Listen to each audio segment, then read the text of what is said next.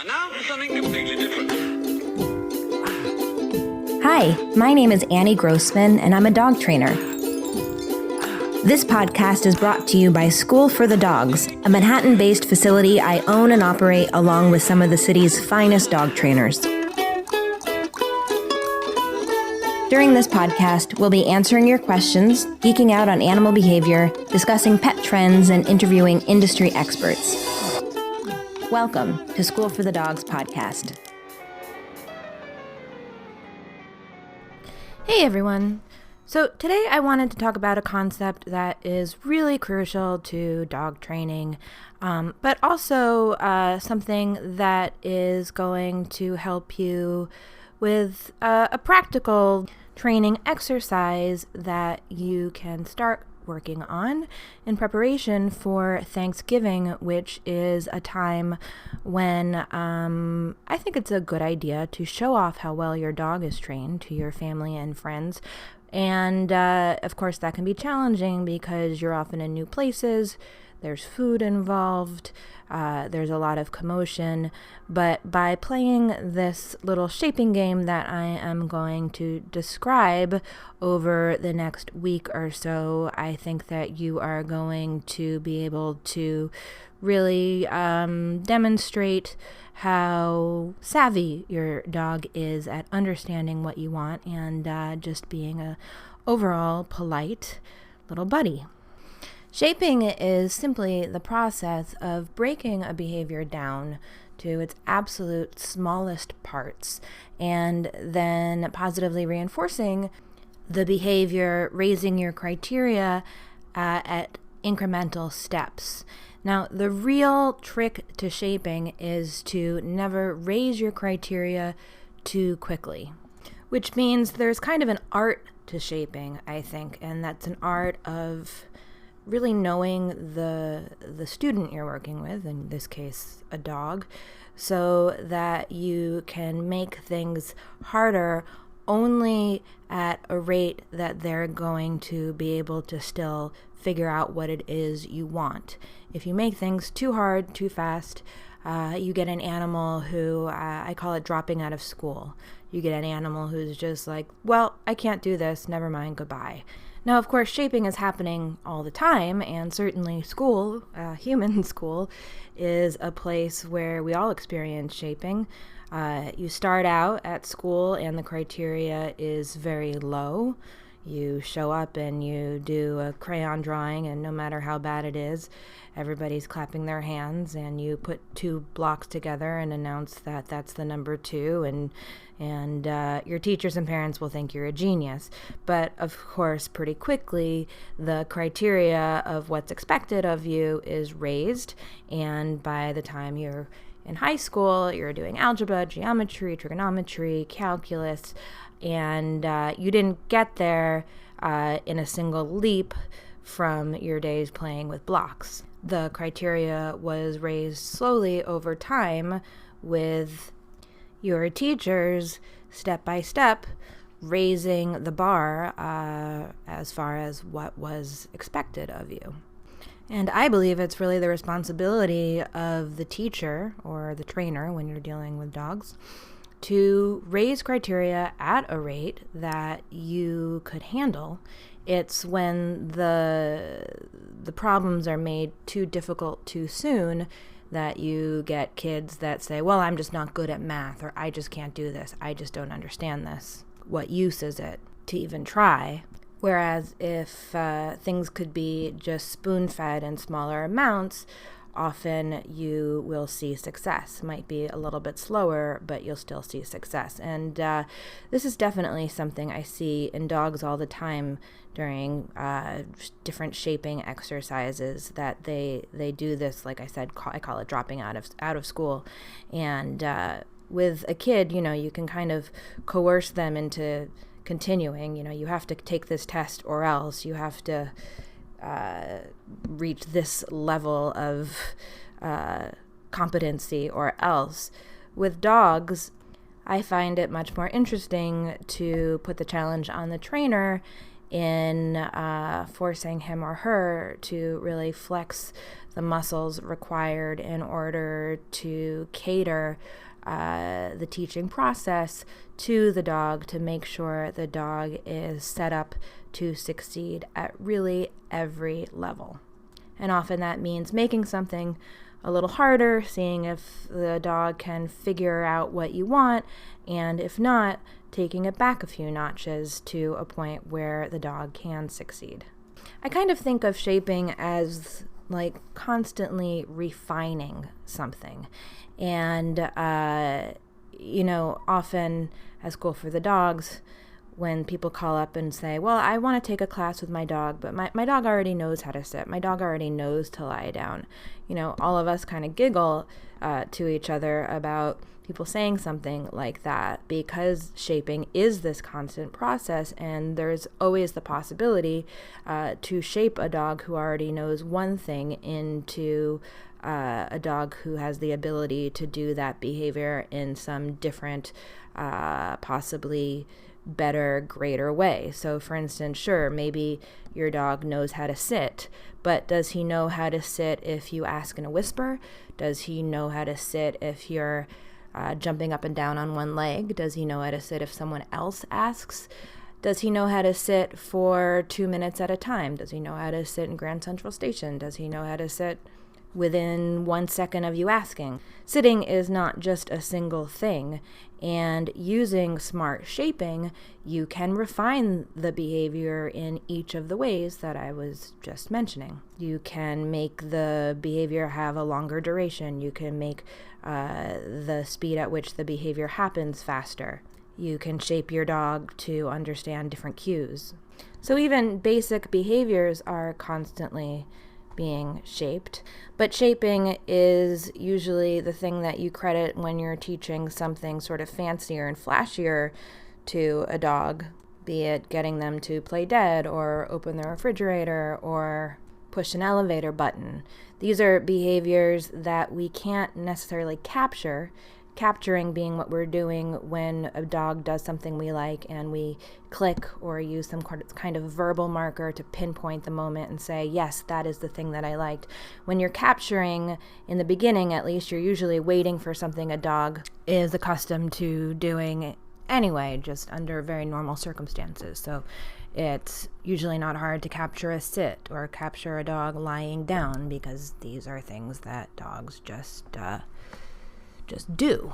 But when you are working at shaping a behavior, you're usually going to start out capturing whatever a dog is doing on his or her own, and then sort of holding back and waiting to see if the dog tries something slightly different, ideally along the lines of whatever it is you're looking for, and then you're going to capture that behavior, and in doing so, you've now sort of raised the criteria. There's different kinds of shaping. There's what's called free shaping, which is a lot of fun, which is kind of just like waiting for the dog to do something creative on his or her own and capturing that.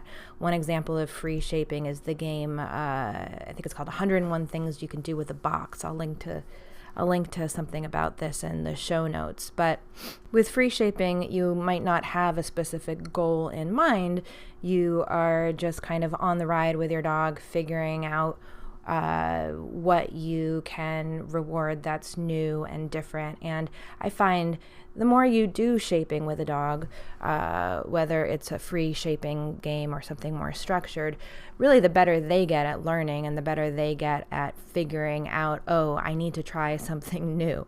And actually, my dog Amos, with whom I've done a lot of shaping, and he loves training, he kind of hilariously will just start nosing and pawing at whatever's around him when he wants something. At one point, I had a roommate who played guitar, and she had all kinds of guitar pedals in her room, and one day she told me that he came into the room and just started pressing all the pedals because it was around dinner time. And even though he'd never been taught to press pedals, I think he just has this idea of sometimes when I try new things, something works and the humans give me what I want. So a dog who is savvy at shaping, very much believe is a dog who can just sort of become a better learner, better at figuring out what it is that is needed to meet his needs. So the very first exercise that I like to teach when I'm demonstrating shaping to anyone with any dog is teaching a dog to go to a mat. And this is the exercise that I think will help you impress your friends this Thanksgiving. So you can use a beach towel, you can use a yoga mat, you could even use like a dish towel if you have a smaller dog, but when in doubt for this exercise, I would start out with something larger rather than smaller, something ideally that you will be able to either fold or cut into smaller and smaller pieces to the point where it's just about the same size as your dog. At School for the Dogs, we used yoga mats that we cut into smaller bits. Usually we use one that's about 1/3 or 1/4 of the size of a regular sized yoga mat. You could also shape your dog to go to a bed using the same steps I'm going to talk about right now, but I would prefer if you use something flat rather than anything that your dog is going to have to jump into at all. You want something that your dog is just simply going to be able to step on. So very first thing, what you're going to do is sprinkle some treats onto your mat and just let your dog enjoy them. Now, again, to go back to the human school analogy, when you first start out at school, and you maybe have heard me use this analogy before of the crayon drawing.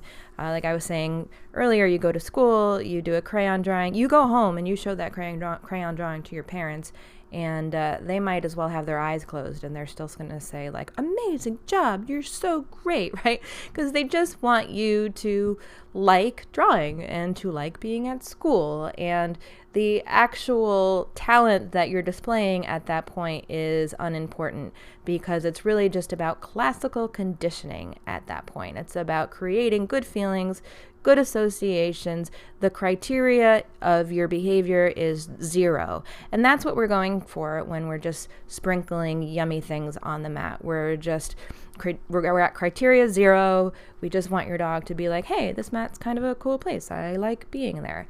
And throughout this exercise, you can always go back to this step. And actually, Karen Pryor, who outlined some 30 years ago the 10 laws of shaping, which trainers still reference all the time, and I will definitely link to them in the show notes. One of her phrases that she coined in these steps is going back to kindergarten.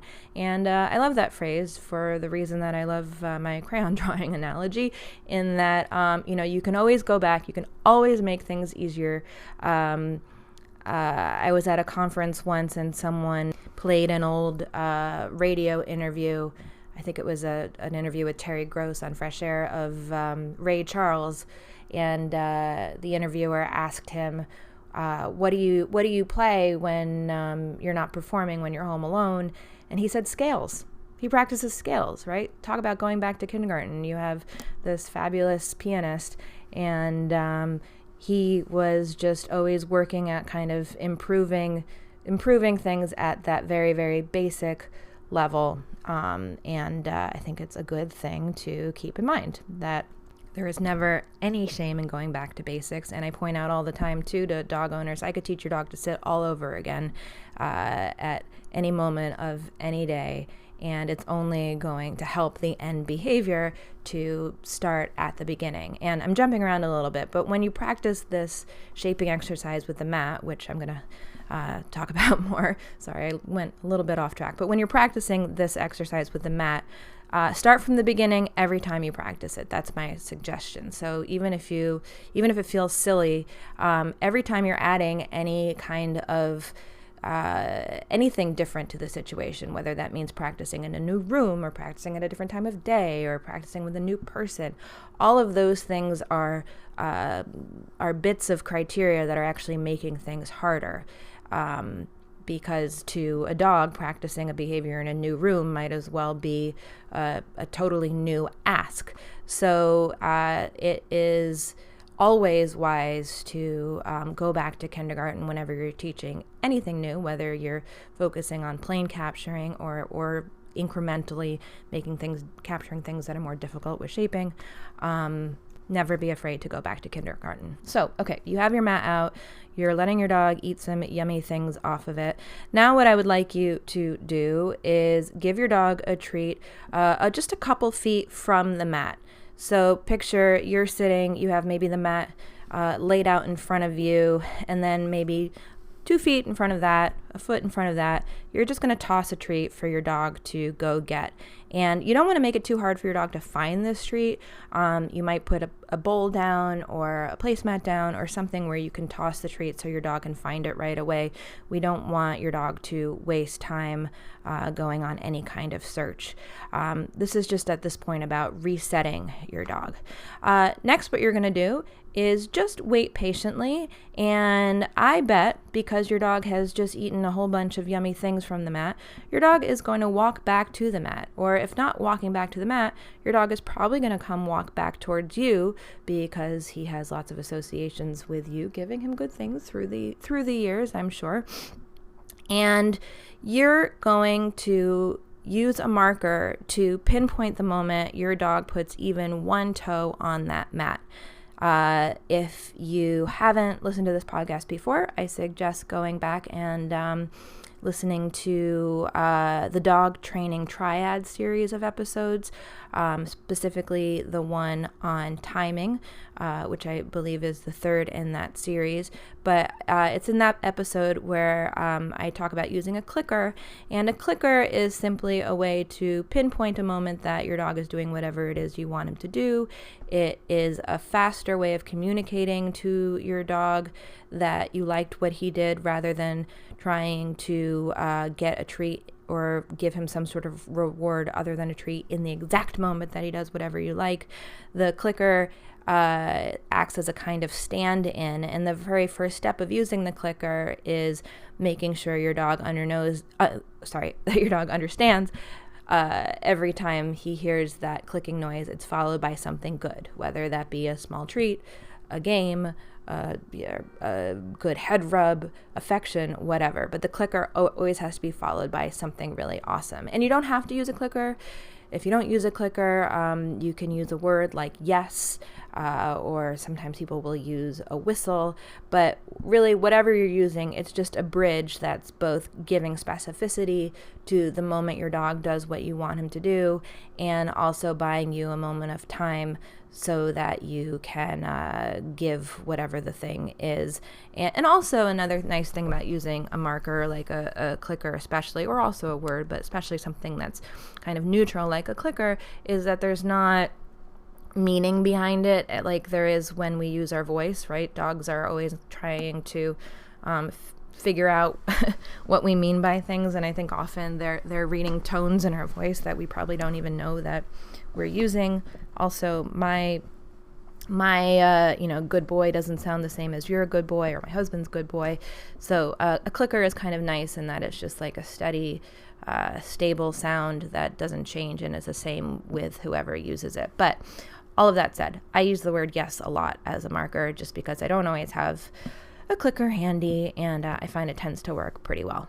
One important thing to remember when you're using a clicker is you want to make sure that you click or say your word like yes before you present whatever your reinforcer is going to be. And for this exercise, I definitely suggest using a treat as a reinforcer, specifically something that's not going to be very crumbly and something that you can toss, like I was talking about, because you're going to be tossing it to reset your dog. You're going to toss it into that plate or onto the placemat or whatever it is that's just a little bit farther from you, a foot or two farther away than the mat.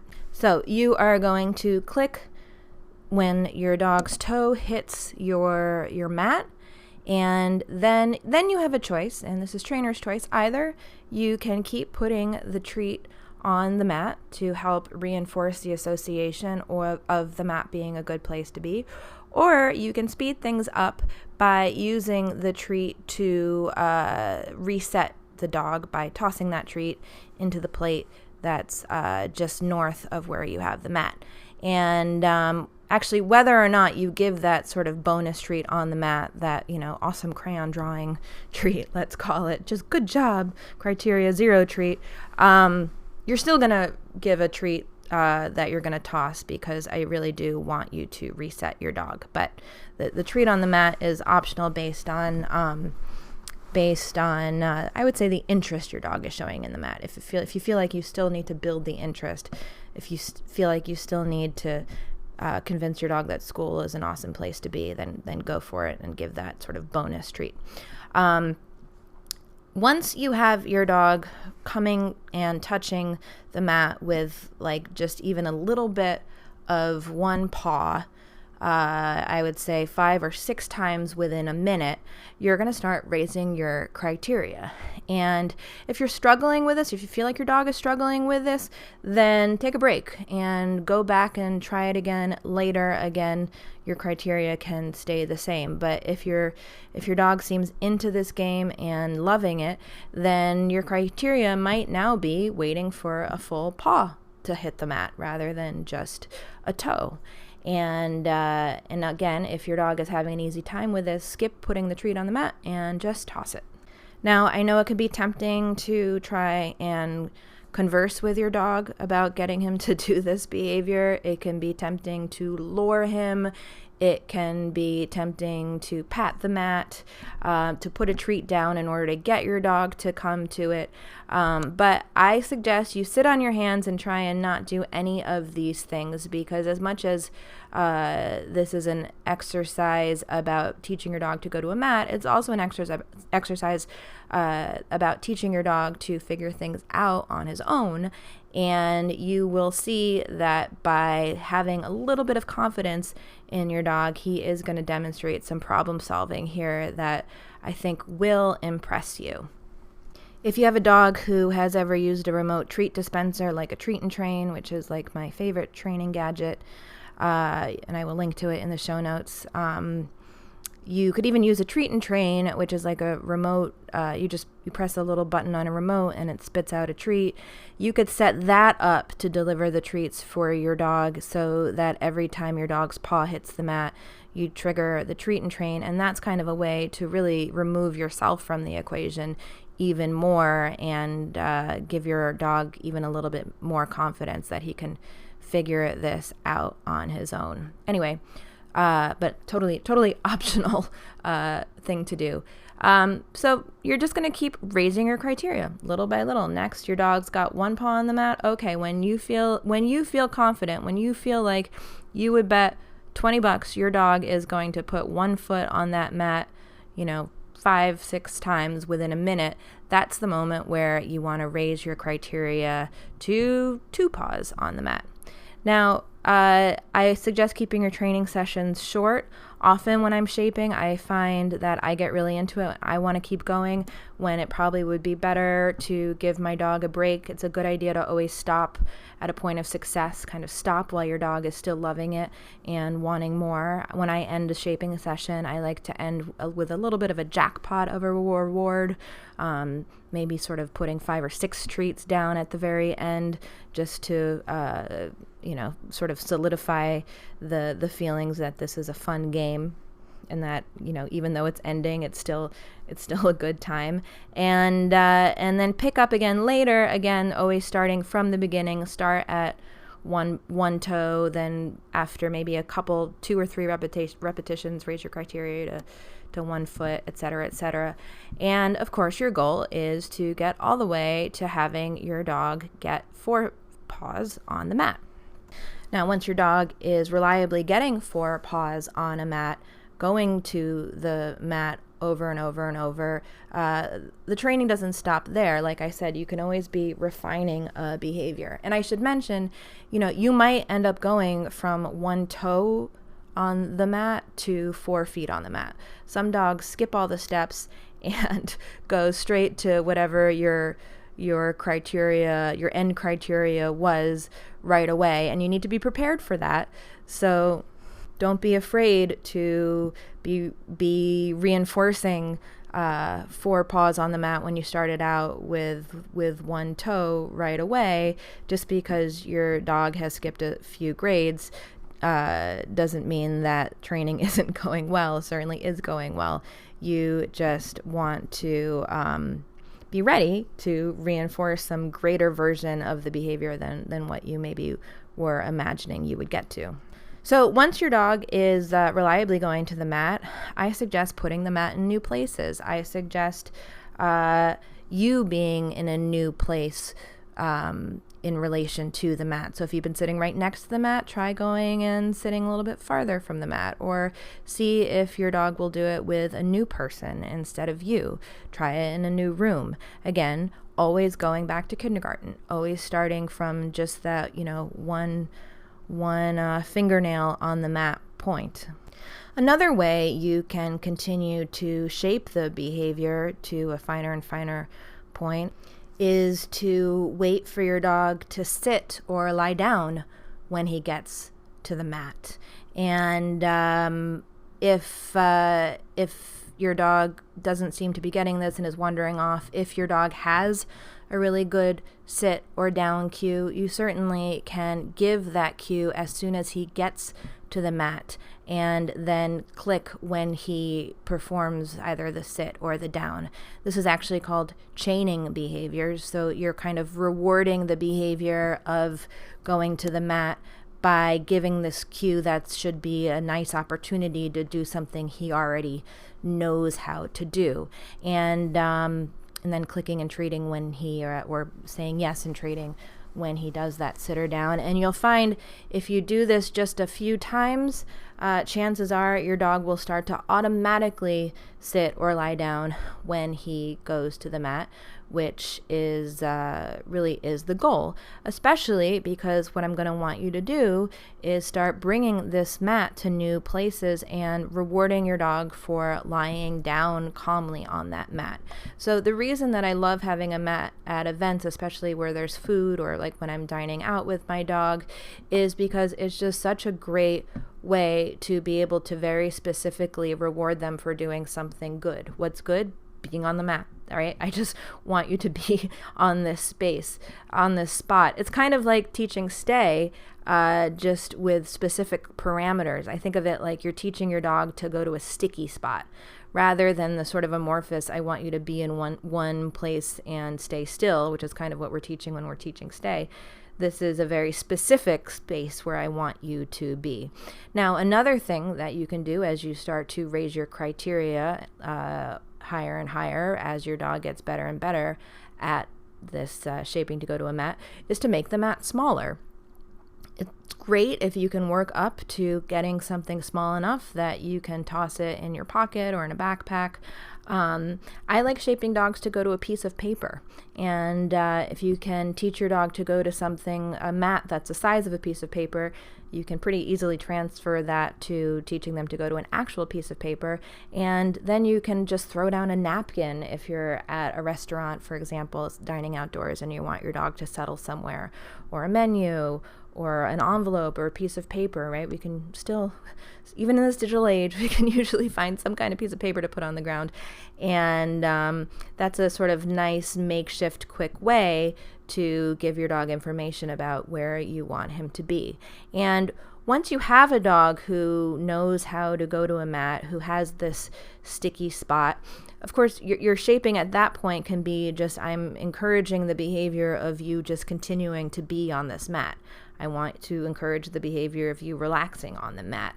Or you can even kind of play a silent game with your dog that other people might not notice. For example, sometimes I'll wait until my dog rests his chin on the mat when he's lying down, and I'll reward that. If I'm in public or whatever, I might not use a clicker or a word like yes, but you certainly can. Again, you're just like helping your dog figure out, oh, the thing the human wants from me in this situation is relaxing, and that's what putting my head down is about. Of course, you could go even smaller than a piece of paper, and really when dogs are trained to be on sets or to do any kind of modeling, really they're just shaped to go to something really, really small, like postage stamp style small. It's the same process as teaching them to go to that big yoga mat. You are just constantly raising your criteria to the point where the dog can understand, oh, I need to go to that tiny piece of tape and lie down when I get there. Now, you can, of course, keep working on shaping with other things, too. You can shape your dog to go into a crate. You can shape your dog to go to his or her bed. There's a never-ending amount of things you can shape, be they fun or useful. But certainly I think shaping to a place is a very good beginner exercise for both developing your abilities as a trainer and your dog's abilities at understanding what it is that you want and sort of building your dog's creativity at figuring things out. So if you shape your dog to go to a mat, I would love to see it. Go ahead and put it in our Facebook group. Our Facebook group is facebook.com/group/School for the Dogs, or tag School for the Dogs on Instagram. Definitely check out Karen Pryor's 10 Laws of Shaping, which is in Don't Shoot the Dog, which is a book I highly recommend, and I will also link to that in the show notes. Fun dog fact of the day: before Karen Pryor was a dog training guru, and I would say guru is a good word for her. I learned to become a dog trainer at the Karen Pryor Academy. I often attend Clicker Expo, which is her semi-annual gathering of dog trainers. Anyway, before she was a dog trainer, she was a dolphin trainer. But before she was a dolphin trainer, she was actually a breastfeeding expert. She wrote a book in the 60s called Nursing Your Baby, and there's still plenty of people who are fans of her work in that realm who probably have no idea that she has a major reputation as being something of a inspiration to so many animal trainers throughout the world. And our woof shout out goes to little Ellie, who is a toy Aussie Shepherd, and she recently traveled to Europe. I think she went to a few places. I know she went to Prague with her human, Winnie, and she brought her School for the Dogs mat, and Winnie, her person, posted some pretty cool photos of her all throughout her travels, dining outside, dining inside with her little Ellie on her mat. And as soon as she put that mat out, Ellie knew exactly what to do, which was to just stay put, be chill, and it was pretty cool to see some good training being put to use. So I hope you get some use out of your newfound shaping abilities and your newfound sticky spot this holiday season. And I look forward to hearing all about it. Thanks so much for listening. You can support School for the Dogs podcast by telling your friends about it, leaving a review, or shopping in our online store. You can learn more about us and sign up to get lots of free training resources when you visit us online at schoolforthedogs.com.